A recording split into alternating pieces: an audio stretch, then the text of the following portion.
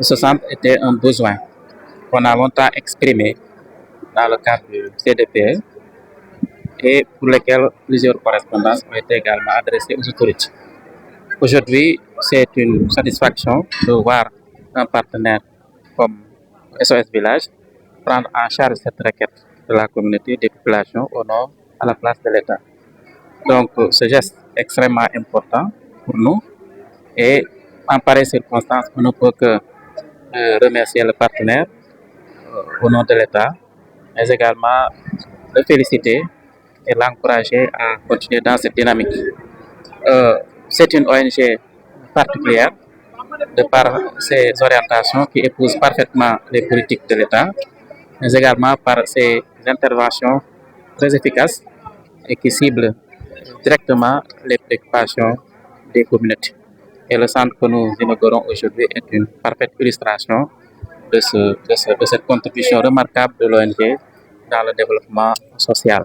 Certes, l'ONG est une organisation privée, mais à travers ce centre, elle va exercer une mission de service parce que ce centre est destiné à l'ensemble des enfants qui seront en situation de détresse et qui méritent, qui demandent une prise en charge.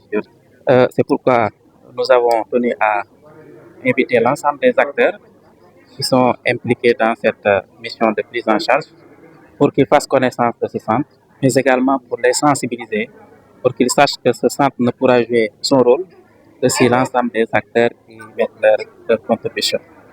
Nous attendons beaucoup des autres services de l'État qui interviennent dans la protection de l'enfance, tels que l'AMO, tels que l'inspection d'éducation surveillée et d'autres structures, les collectivités territoriales, à s'impliquer dans la gestion de ce centre pour que sa contribution soit appréciable au niveau de la région et au-delà même de la région de Kaolack. Oui, sa capacité est de 15 enfants,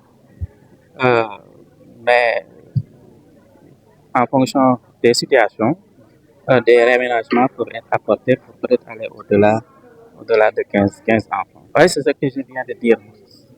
Nous avons décidé de mettre sur place, sur pied, un comité de suivi pour accompagner l'ONG à gérer ce centre. Un comité de suivi qui va impliquer les collectivités territoriales, mais également des services spécialisés dans la protection de l'enfance. Et c'est dans ce cadre-là que la réflexion va se poursuivre et tout ce qui pourra permettre vraiment d'assurer une correcte prise en charge et une gestion rationnelle de l'infrastructure sera faite. Bon, ce centre-là, c'est un maillon qui manquait à la chaîne de protection au niveau de la région de Kaolack.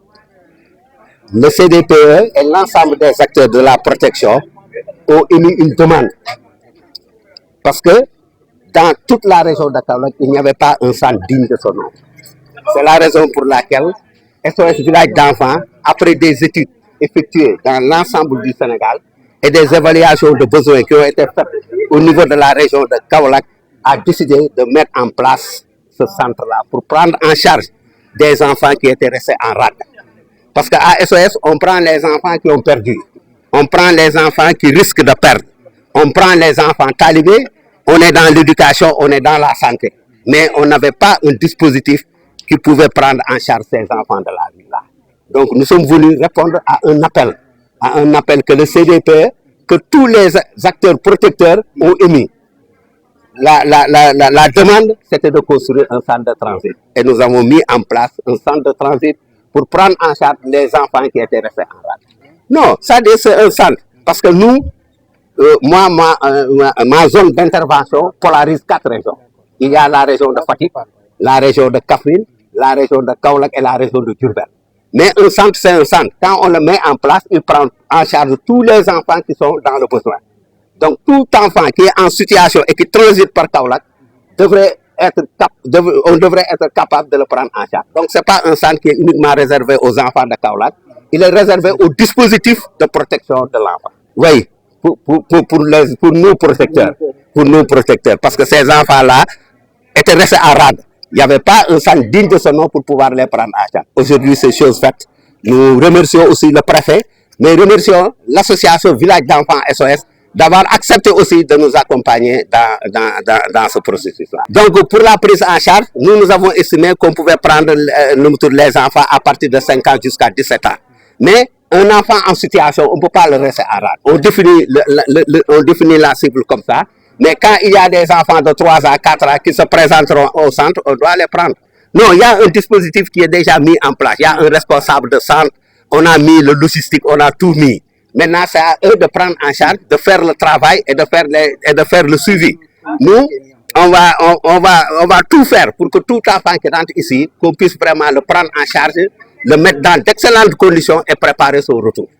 Maintenant, au niveau du retour aussi, il y a un suivi que nous allons faire. On ne va pas le laisser rentrer tout seul et ne pas y revenir. Donc, à chaque fois qu'un enfant rentre, nous aussi, on est obligé de faire le suivi pour voir s'il est bien intégré, oui ou non.